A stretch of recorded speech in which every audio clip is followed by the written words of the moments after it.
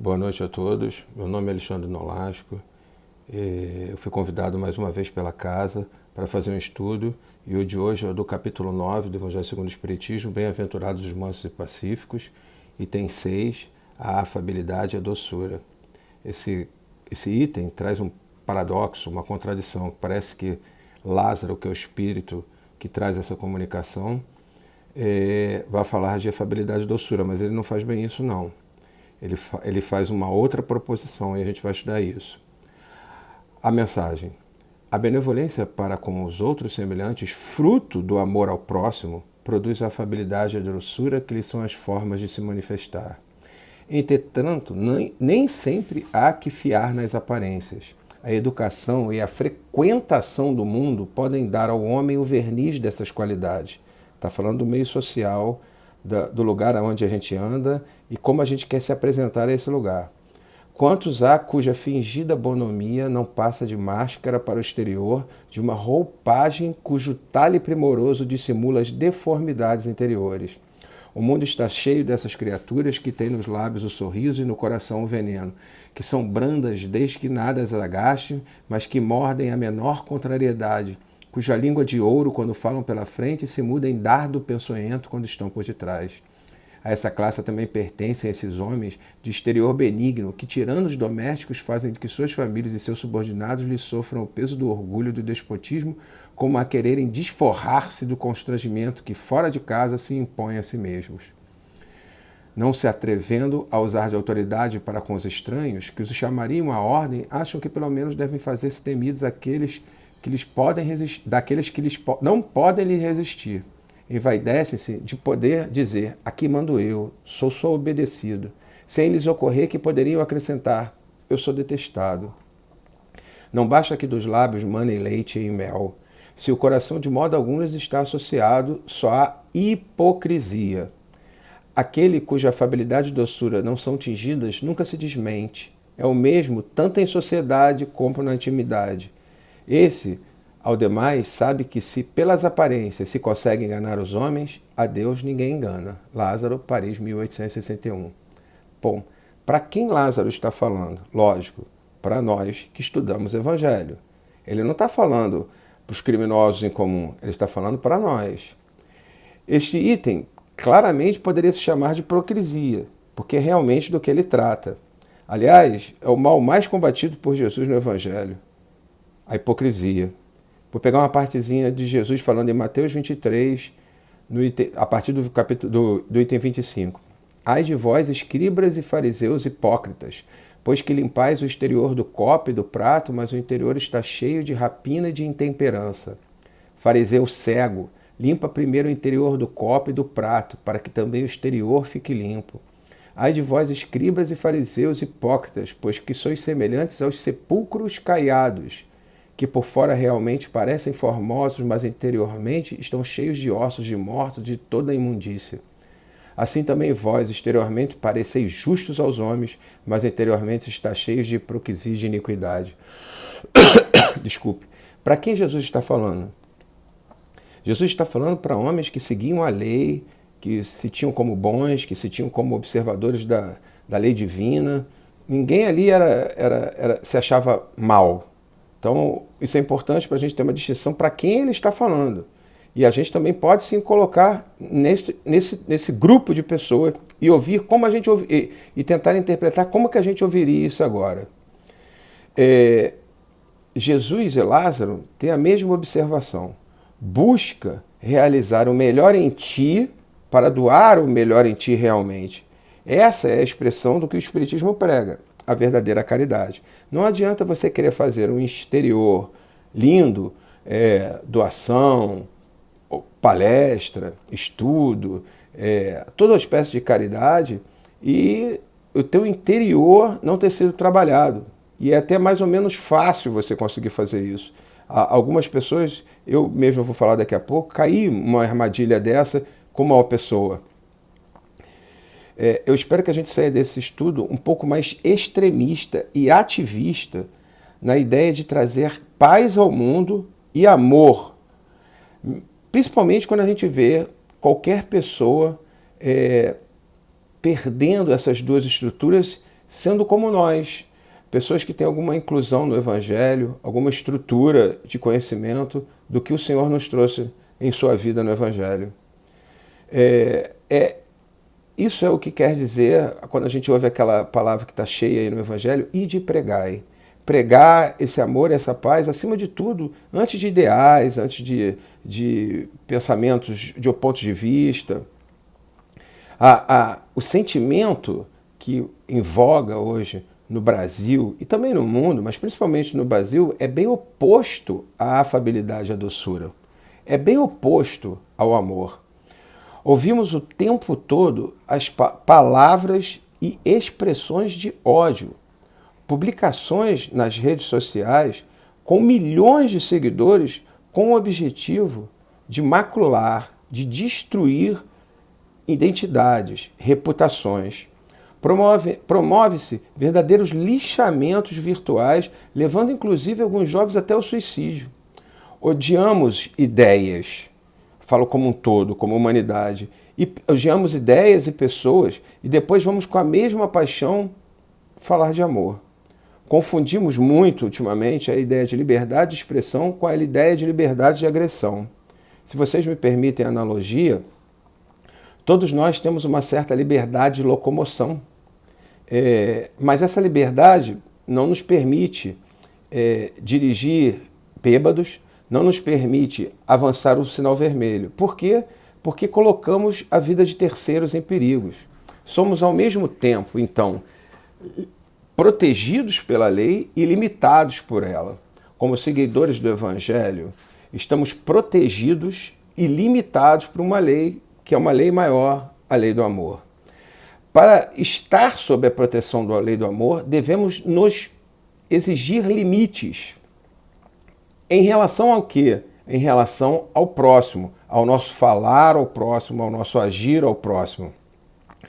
Isso não quer dizer que a gente não deva defender ideias, não deva defender pontos de vista, mesmo que sejam políticos, religiosos ou morais. Mas o nosso coração tem que estar cheio de amor. A gente tem que, antes do ideal, antes da palavra, antes da ação que a gente possa entender como correta e verdadeira, ter o coração carregado de amor em nossas palavras, em nossas atitudes. Ou então, aquilo que a gente tem como certo vai acabar se tornando errado perante a lei do amor. Como diz Emmanuel, em Psicografia de Chico Xavier, no livro Vinha de Luz, capítulo 110, antes, porém, da caridade que se manifesta exteriormente nos variados setores da vida, pratiquemos a caridade essencial, sem o que não poderemos efetuar a edificação e a redenção de nós mesmos. Trata-se da caridade de pensarmos, falarmos e agirmos segundo os ensinamentos do Divino Mestre no Evangelho. É a caridade de vivermos verdadeiramente nele para que ele viva em nós. Sem esta, poderemos levar a efeito grandes serviços externos, alcançar intercessões valiosas, e em nosso benefício espalhar notáveis obras de pedra, mas dentro de nós, nos instantes de supremo testemunho na fé, estaríamos vazios e desolados na condição de mendigos de luz. É chocante observar como Emmanuel está dando um aviso que é fácil se perder disso. A maior cilada é acreditar que as armadilhas para que a gente saia da lei do amor, estão fora de nós. A gente acredita que o mundo é cruel, que fulano é desumano, que existe uma barbárie e se perde do reconhecimento de nós mesmos. O ego, nosso ego, precisa ser reconhecido. Ele precisa de reconhecimento pelo grupo que ele faz parte. Exigimos que nós mesmos tenhamos alguma identidade perante o grupo. É muito bem isso que Lázaro fala. Só que, para que assim a gente seja reconhecida pelo grupo, a gente adota procedimentos que muitas das vezes não querem dizer o que realmente somos.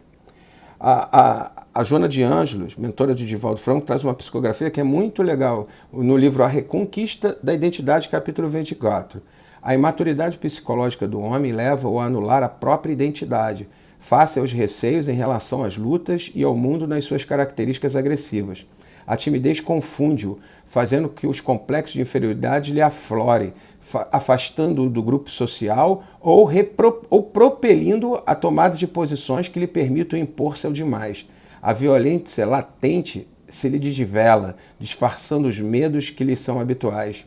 Ocultando a identidade, mascara-se com personalidades temporárias que considera ideais, cada um a seu turno, e que são cópias dos comportamentos de pessoas que lhes parecem de bem, que triunfaram, que são tidas como modelares na ação positiva ou negativa, aquelas que quebraram a rotina e que de alguma forma fizeram ser amadas ou temidas. Gestos e maneirismos, trajes e ideologias são copiados, assumindo-lhes o comportamento no qual se exige e consome até passar a outros modelos em voga que lhe despertem o interesse. Entendam bem que aqui ela está dizendo que você pode inclusive copiar movimentos. A gente vê muita gente copiando movimentos agressivos, falas agressivas, por alguém que admira. E isso, muitas das vezes, tem levado a nós mesmos a situações de muita dor e muito sofrimento. Então eu espero com esse estudo que a gente esteja muito atento à forma como a gente interage na internet, à forma como a gente interage na vida. Nós produzimos pensamentos e práticas em diferentes momentos e situações, dependendo do contexto em que a gente está inserido. Nosso comportamento tende a mudar de acordo com as nossas intenções em relação a um determinado grupo, em relação a um determinado encontro. Você age diferente como você encontra uma pessoa do trabalho, com uma pessoa do centro espírita, com uma pessoa da tua família. Espaços sociais que frequentamos são formados por indivíduos com interesses e objetivos em comum. Nós somos ensinados, aprendemos inconscientemente, mas temos emocionalmente esse ensino de buscar reconhecimento desses espaços. É isso que Joana está falando também.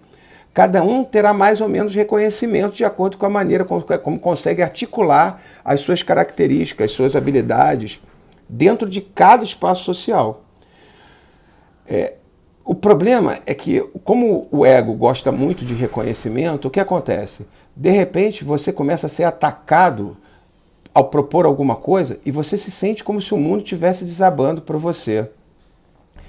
O seu relacionamento com os outros vai espelhar o que realmente você estava esperando desse outro. Então, a sua expectativa se frustra, o seu relacionamento se torna difícil, porque você desconhece as características emocionais e os porquês dessas identidades que você está adotando.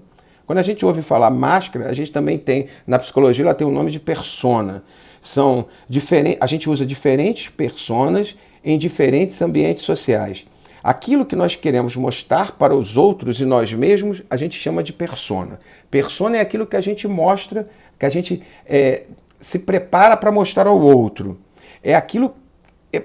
Muito importante frisar isso. É aquilo que queremos mostrar. E aquilo que não queremos mostrar, a psicologia chama de sombra. Sombra é aquilo que a gente não quer mostrar para os outros e também não quer reconhecer. Comparemos nosso jeito numa reunião de trabalho, numa reunião de amigos, numa reunião de centro espírita, numa reunião em casa. Imagine, isso não é uma coisa ruim, é normal a gente adotar, mas é interessante a gente saber que está adotando. Imagina um militar, um tenente da Fuzileiro Naval que está acostumado a comandar, a dar ordem, a formar grupos e com muita pressão, chegar com essa mesma persona em casa, no meio dos amigos, dentro do centro espírita. É impossível. Um executivo com vários funcionários da empresa e chegar em casa do mesmo jeito. A gente sabe que isso acontece e sabe quanto isso é danoso para as relações. Mas qual é o objetivo da máscara? Qual foi o objetivo da gente ter isso como fosse coisa inconsciente e ser tão normal? É uma melhor adaptação ao meio que a gente vive, não é isso? Essa melhor adaptação ao qual nós, Homo sapiens, somos capazes, que nos permitiu dominar o planeta.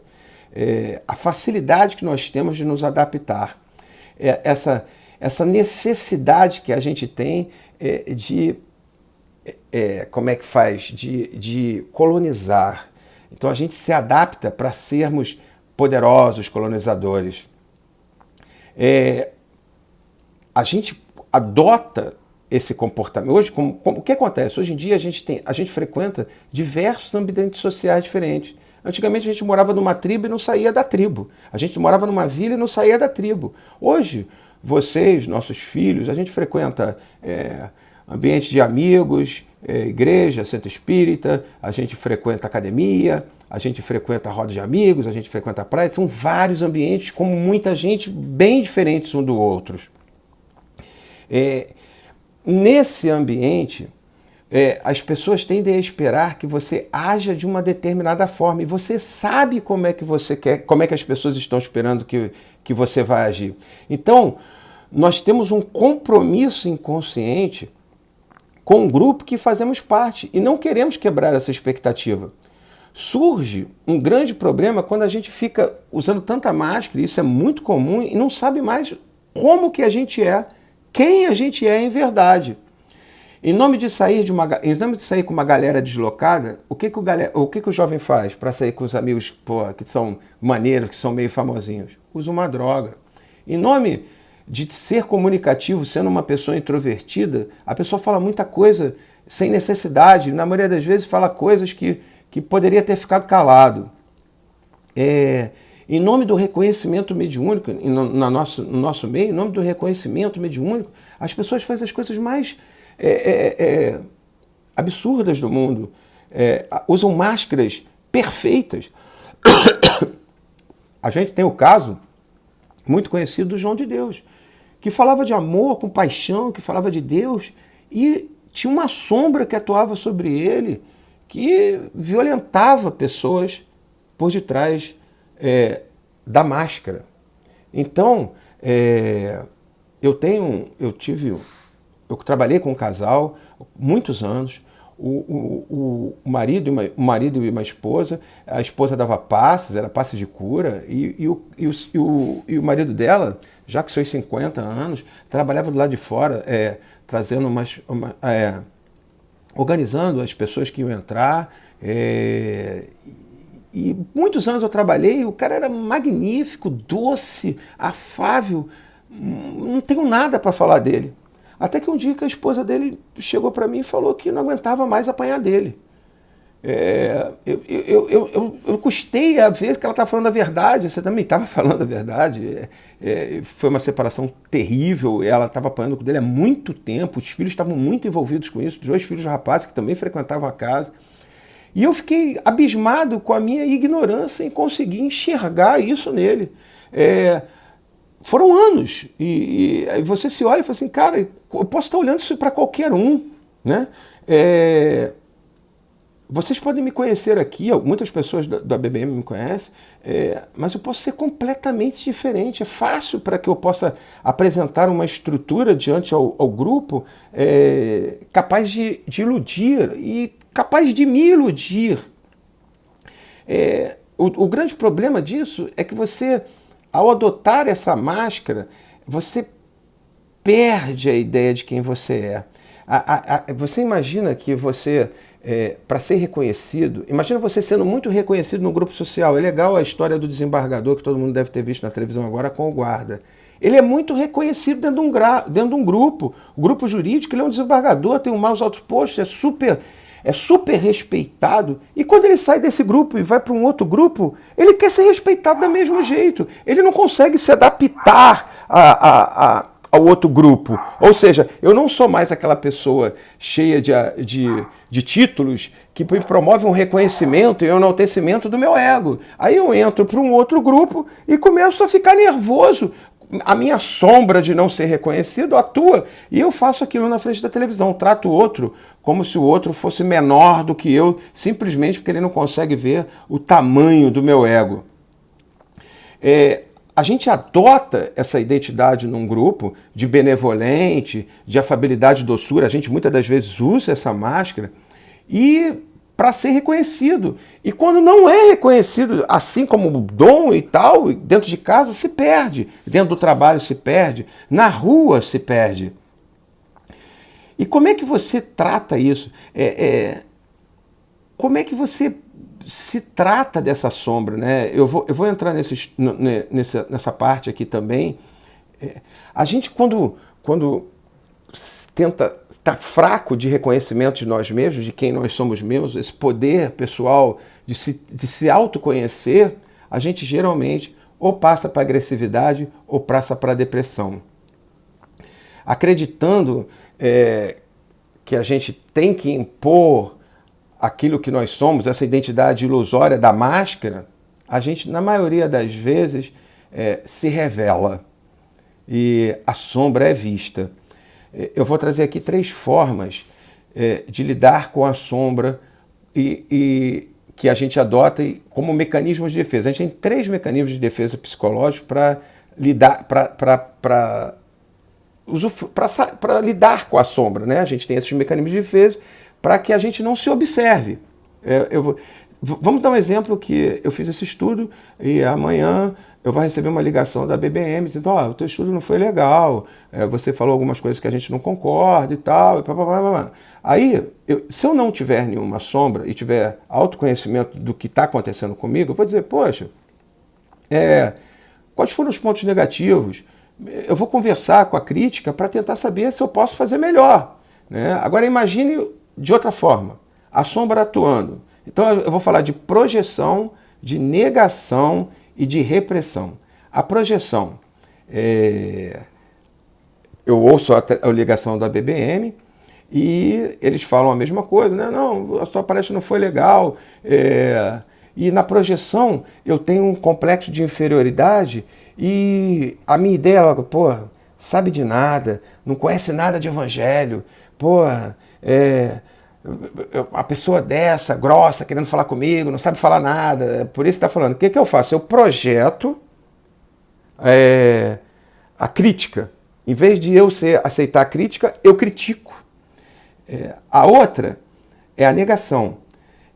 Eu recebo a ligação, sua palestra não teve legal, teve algumas coisas que eu não gostei, tal, que a gente não gostou, e eu falo assim, essa história não tem menor fundamento. Ou então eu chego para ele, olha, eu tenho andado cheio de problemas, eu estava num momento ruim, eu nego que eu não fui capaz de produzir uma palestra de acordo com o que me foi pedido e continuo com a mesma, vou igual. E a terceira, que talvez seja a mais reveladora em relação ao nosso estudo, é a repressão. Bem o que Lázaro está dizendo na mensagem. Eu ouço a crítica, falo para quem está falando comigo da BMM, olha, tudo bem, eu vou melhorar aqui, eu vou fazer alguma coisa melhor, você me desculpa, obrigado por me ajudar, você está me ajudando fazendo isso. E quando eu desligo o telefone, eu falo assim, esse cara é um imbecil, né, cara? Cara idiota, que, não entendo, me ligar. Quer dizer, é isso que ele está falando, que a gente tem cria uma imagem de doce e por detrás está envenenando no pensamento. Não precisa nem falar, hein? O mais normal é a gente ficar pensando. A gente já tem a habilidade de não produzir uma fala. A gente usa muita energia para esconder essas sombras, esconder a verdade de nós mesmos.